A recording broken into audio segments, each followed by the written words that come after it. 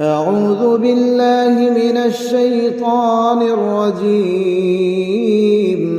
بسم الله الرحمن الرحيم. الحمد لله الذي أنزل على عبده الكتاب ولم يجعل له عوجا قيما لينذر بأسا شديدا من لدنه ويبشر المؤمنين الذين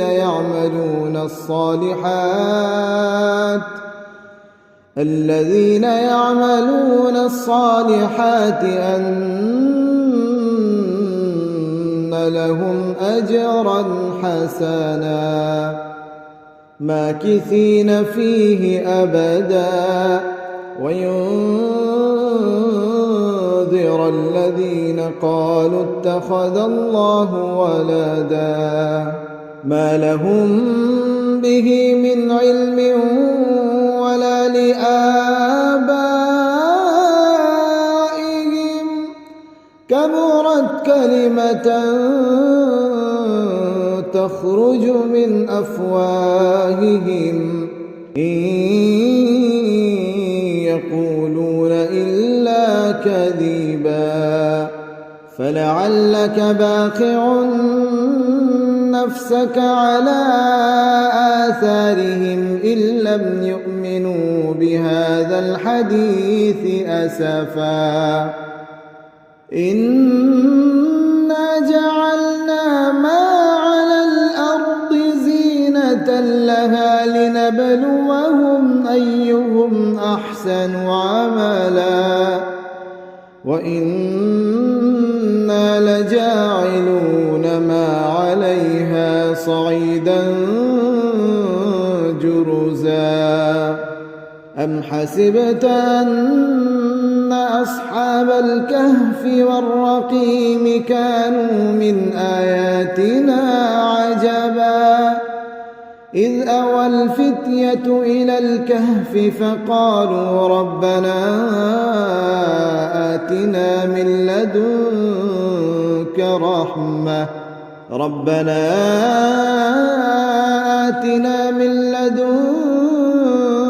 رحمة وهيئ لنا من أمرنا رشدا فضربنا على آذانهم في الكهف سنين عددا ثم بعثناهم لنعلم أي الحزبين أحصى لما لبثوا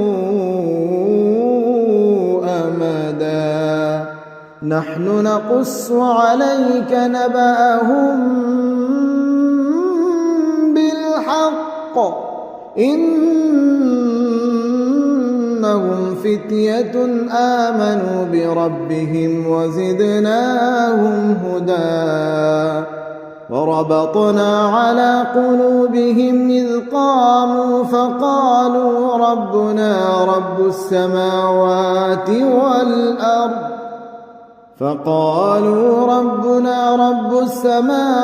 والأرض لن ندعو من دونه إلها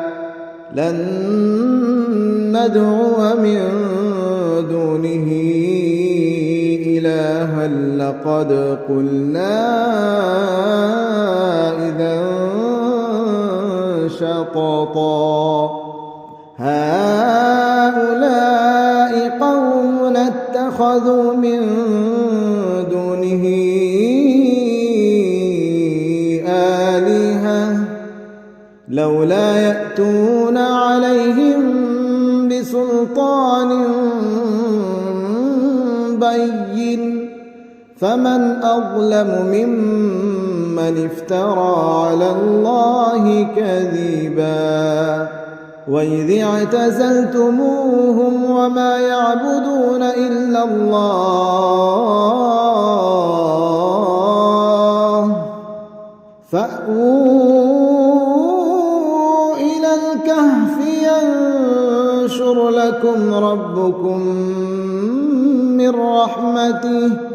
ينشر لكم ربكم من رحمته ويهيئ لكم من أمركم مرفقا وترى الشمس إذا طلعت تزاور عن كهفهم ذات اليمين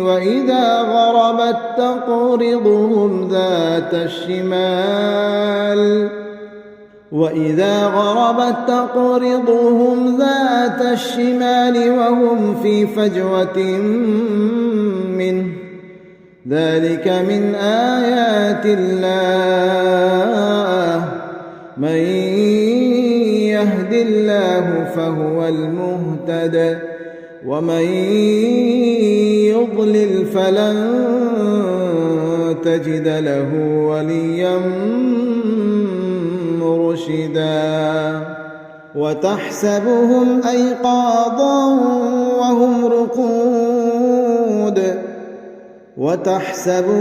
أيقاظا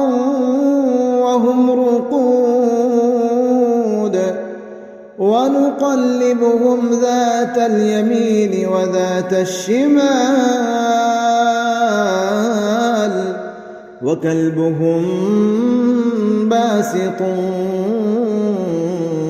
ذراعيه بالوصيد لو اطلعت عليهم لوليت منهم فرارا ولملئت منهم رعبا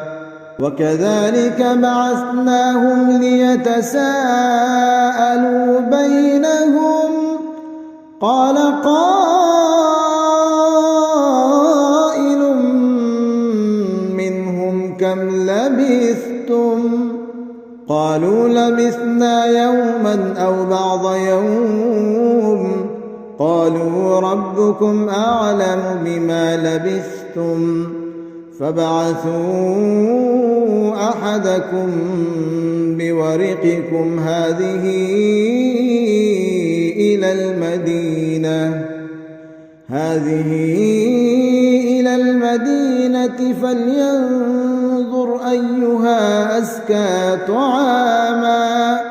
فلينظر أيها أزكى طعاما فليأتكم برزق منه وليتلطف ولا يشعرن بكم أحدا إنهم إن يظهروا عليكم يرجموكم أو يعيدوكم في ملتهم ولن تفلحوا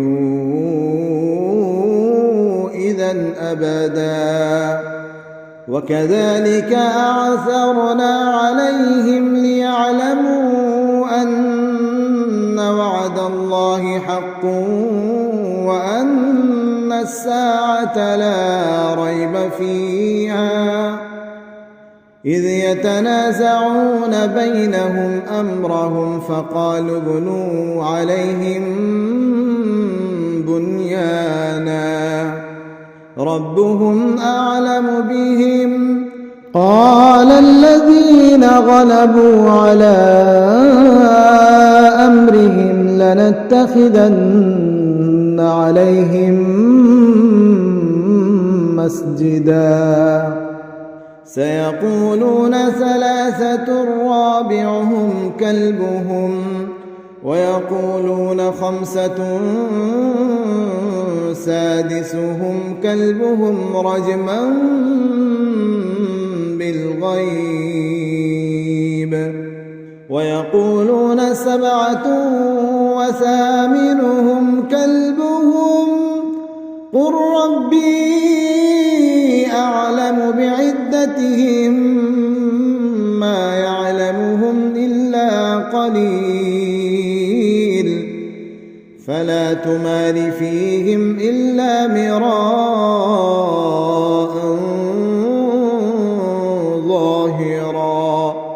فلا تمار فيهم إلا مراء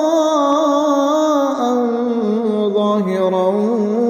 ولا تستفت فيهم منهم أحدا ولا تقولن لشيء إني فاعل ذلك غدا إلا أن يشاء الله واذكر ربك إذا نسيت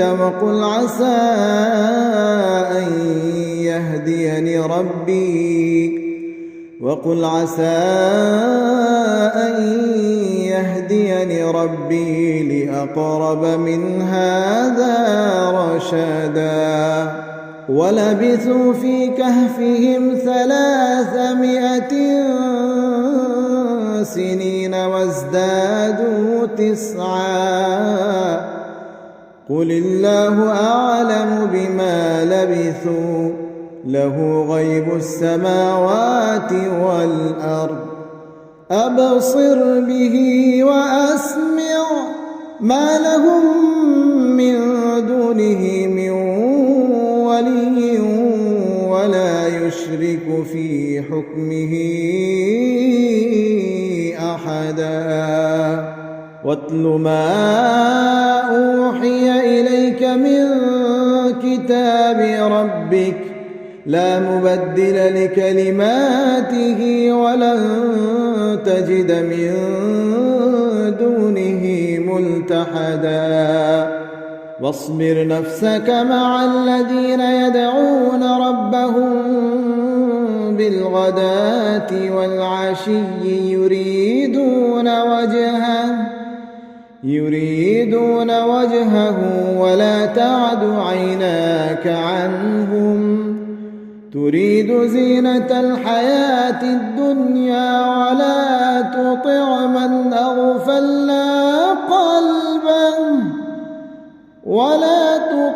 من أغفلنا قلبه عن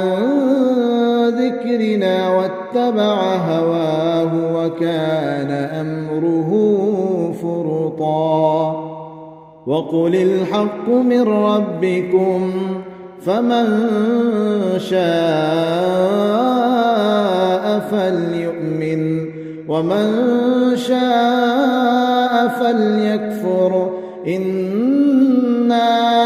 أعتدنا للظالمين نارا أحاط بهم سرادقها إنا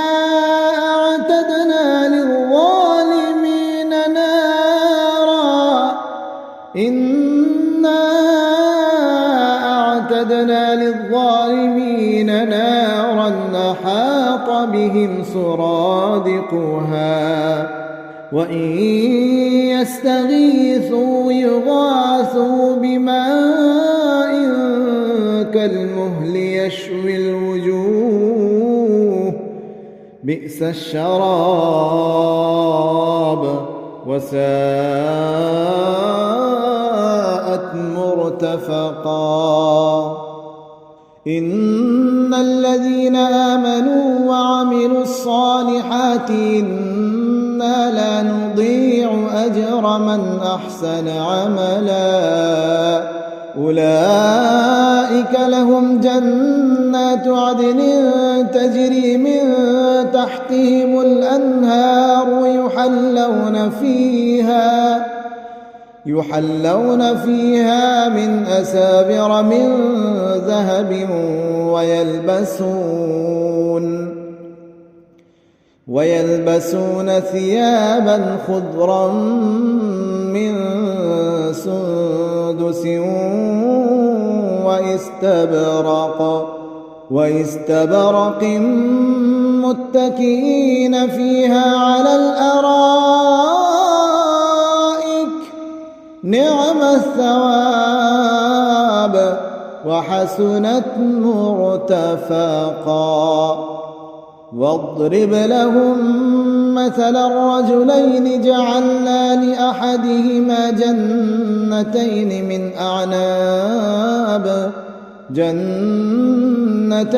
من أعناب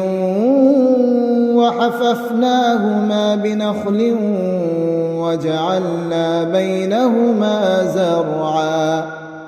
كلتا الجنتين آتت أكلها ولم تظلم منه شيئا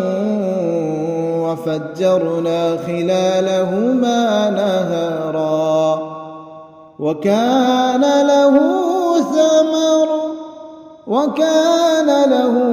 ثمر فقال لصاحبه وهو يحاوره أنا أكثر منك مالا وأعز نفرا ودخل جنته وهو ظالم لنفسه قال ما أظن أن تبيد هذه أبدا وما أظن الساعة قائمة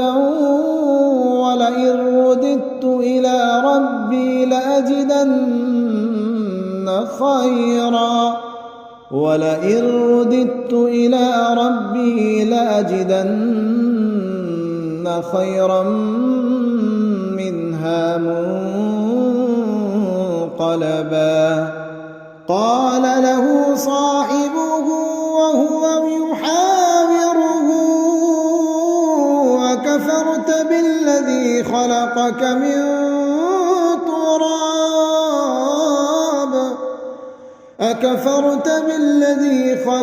من تراب ثم من نطفة ثم سواك رجلا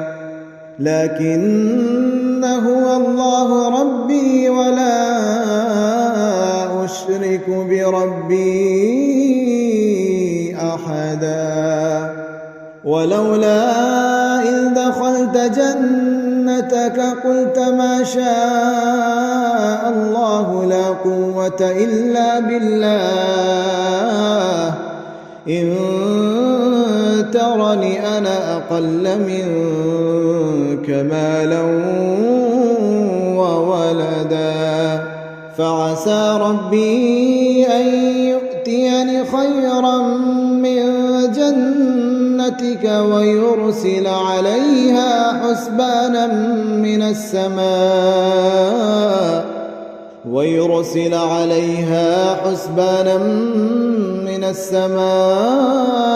فتصبح صعيدا زلقا أو يصبح ماؤها غورا فلن تستطيع له طلبا وأحيط بثمره فأصبح يقلب كفيه على ما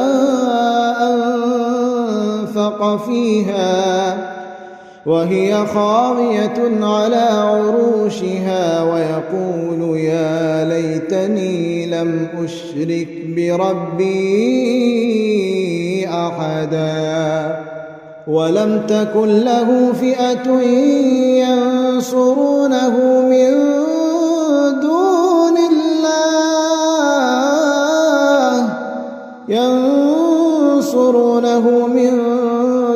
الله وما كان منتصرا هنالك الولاية لله الحق هو خير ثوابا وخير عقبا واضرب لهم مثل الحياة الدنيا كماء أنزلناه من السماء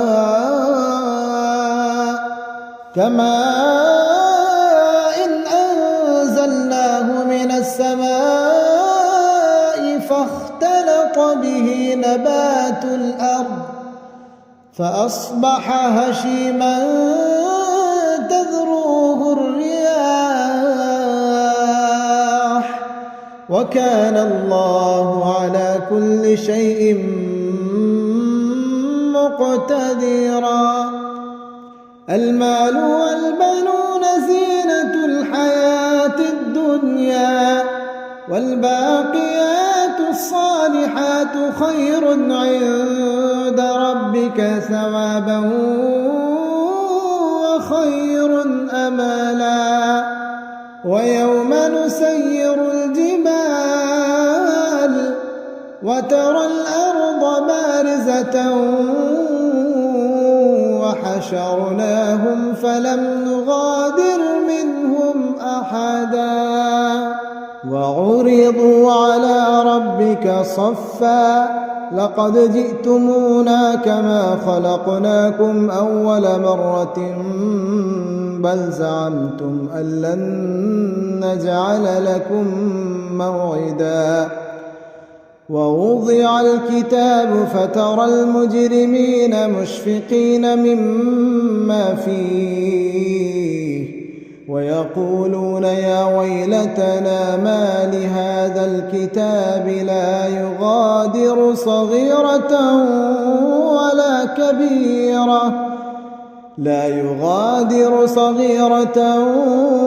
ولا كبيرة إلا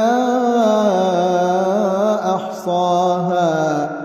ووجدوا ما عملوا حاضرا ولا يظلم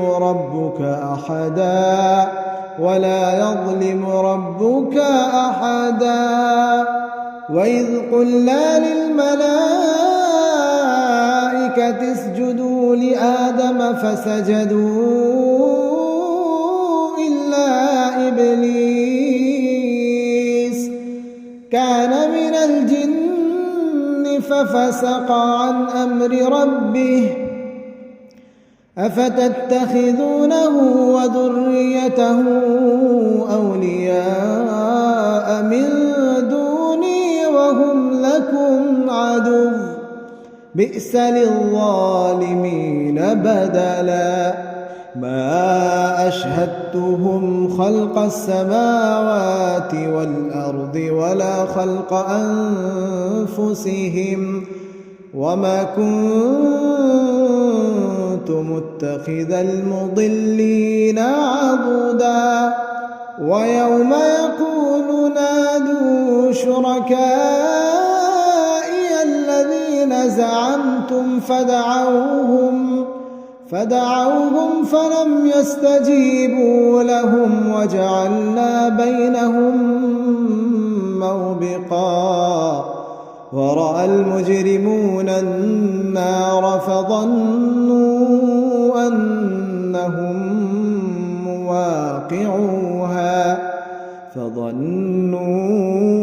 أنهم مواقعوها ولم يجدوا عنها مصرفا. ولقد صرفنا في هذا القرآن للناس من كل مثل وكان الإنسان أكثر شيء جدلا. وما منع الناس أن يؤمنوا إذ جاءهم الهدى ويستغفروا ربهم إلا أن تأتيهم سنة الأولين أو يأتيهم العذاب قبلا. وما نرسل المرسلين إلا مبشرين ومنذرين ويجادل الذين كفروا بالباطل ليدحضوا به الحق واتخذوا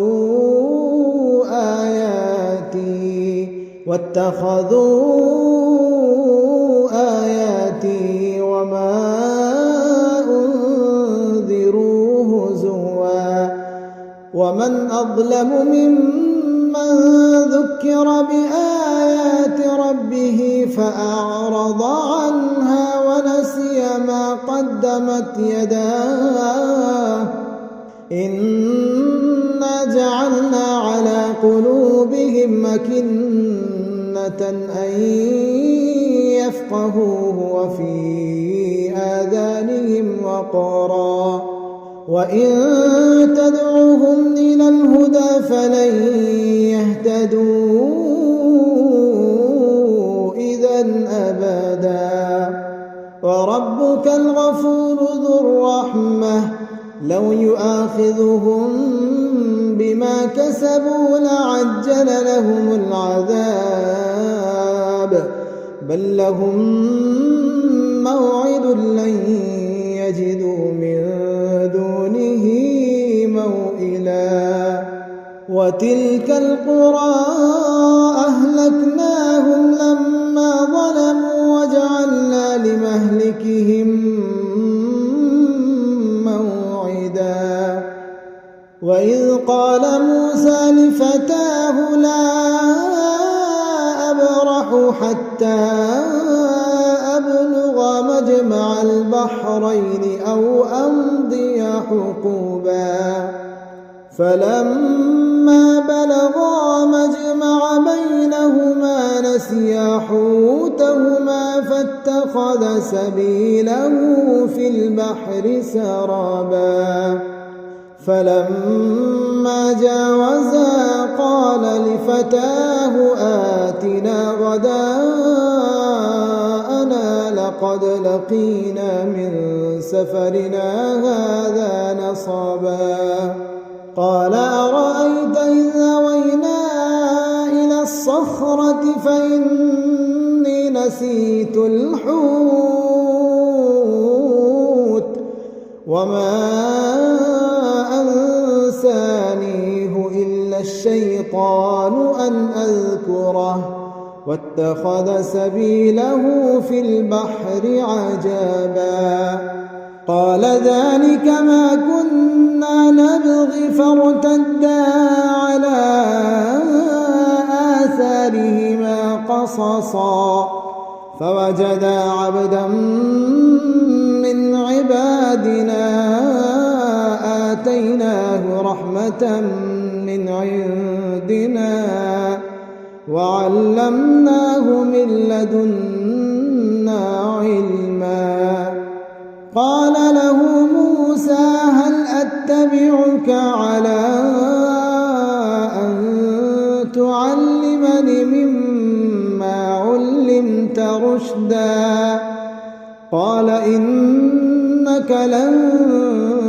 تستطيع معي صبرا وكيف تصبر على ما لم تحط به خبرا قال ستجدني إن شاء الله صابرا ولا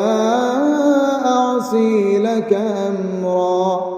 قال فإن اتبعتني فلا تسألني عن شيء حتى أحدث لك منه ذكرا فانطلقا حتى إذا ركبا في السفينة خرقها قال أخرقتها لتغرق أهلها لقد جئت شيئا إمرا قال ألم أقل إنك لن تستطيع معي صبرا قال لا تؤاخذني بما نسيت ولا ترهقني من أمري عسرا فانطلقا حتى إذا لقيا غلاما فقتله قال أقتلت نفسا زكية بغير نفس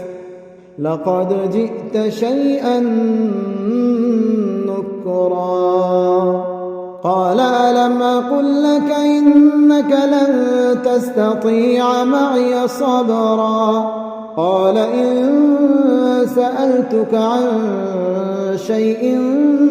بعدها فلا تصاحبني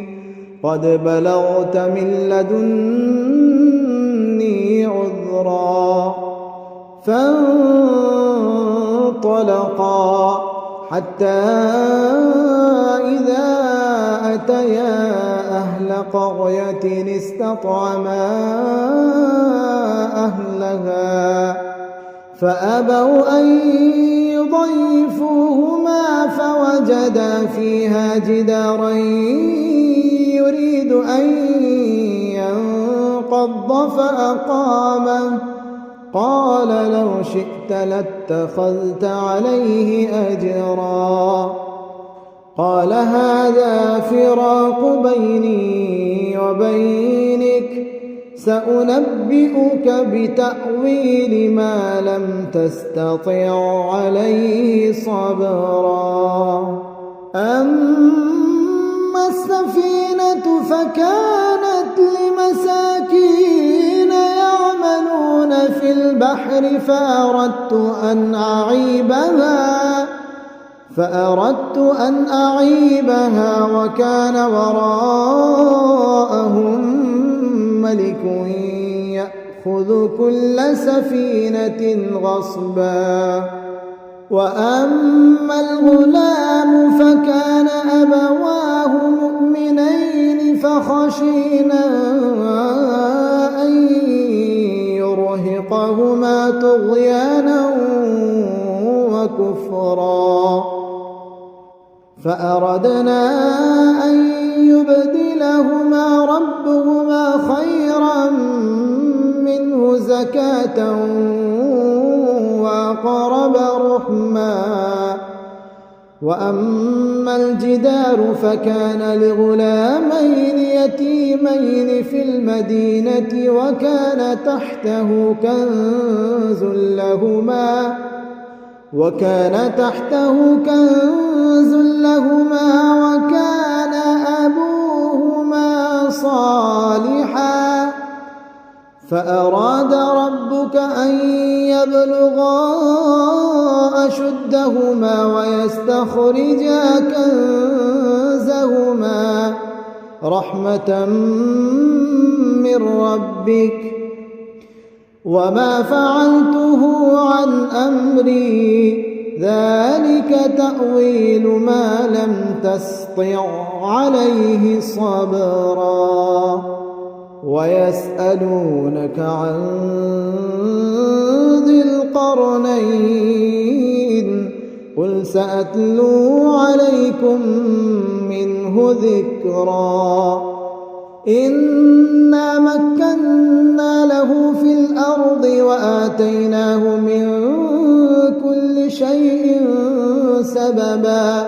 فأتبع سببا حتى إذا بلغ مغرب الشمس وجدها تغرب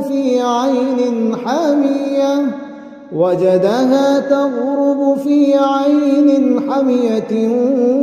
ووجد عندها قوما قلنا يا ذا القرنين إما أن تعذب وإما أن تتخذ فيهم حسنا قال أما من ظلم فسوف نعذبه ثم يرد إلى ربه فيعذبه عذابا نكرا وأما من آمن وعمل صالحا فله جزاء الحسنى وسنقول له من أمرنا يسرا ثم أتبع سببا حتى إذا بلغ مطلع الشمس وجدها تطلع على قوم لم نجعل لهم من دونها سترا كذلك وقد أحطنا بما لديه خبرا ثم أتبع سببا حتى إذا بلغ بين السدين وجد من دونهما قوما لا يكادون يفقهون قولا قالوا يا ذا القرنين إن يأجوج ومأجوج مفسدون في الأرض فهل نجعل لك خرجا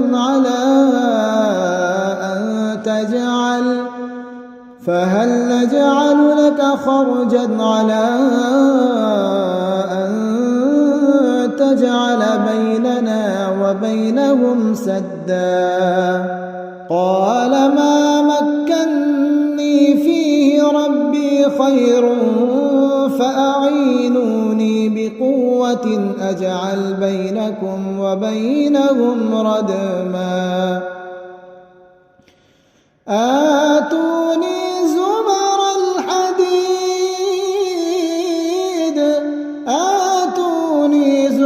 الحديد حتى إذا ساوى بين الصدفين قال انفخوا حتى إذا جعله نارا قال آتوني أفرغ عليه قطرا فما استطاعوا أن يظهروه وما استطاعوا له نقبا قال هذا رحمة من ربي فإذا جاء وعد ربي جعله دكا وكان وعد ربي حقا وتركنا بعضهم يومئذ يموج في بعض ونفخ في الصور فجمعناهم جمعا وعرضنا جهنم يومئذ للكافرين عرضا الذين كانت أعينهم في غطاء عن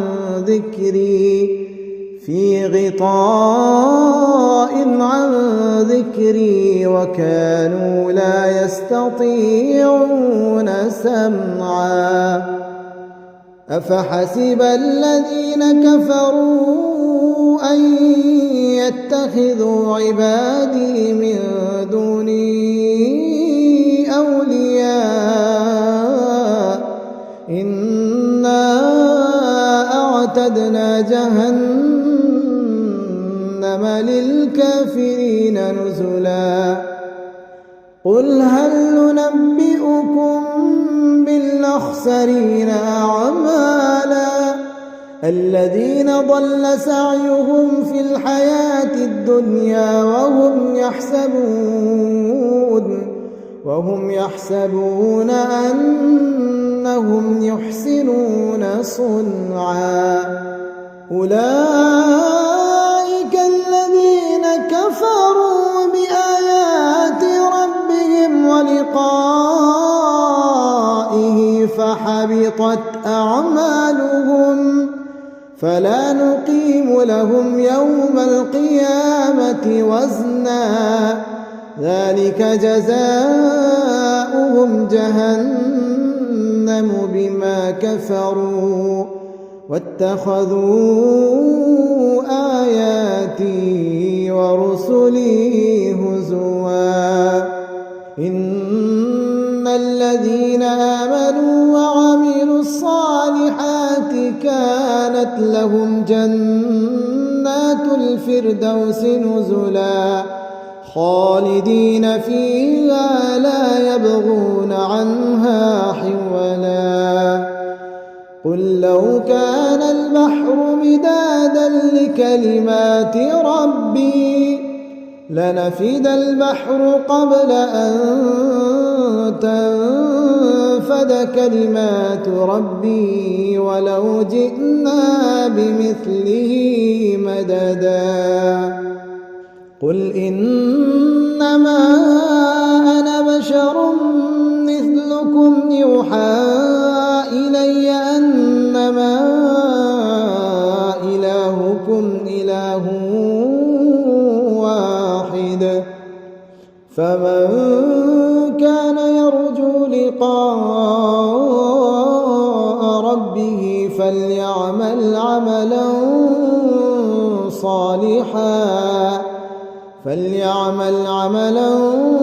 صالحا ولا يشرك بعبادة ربه أحدا.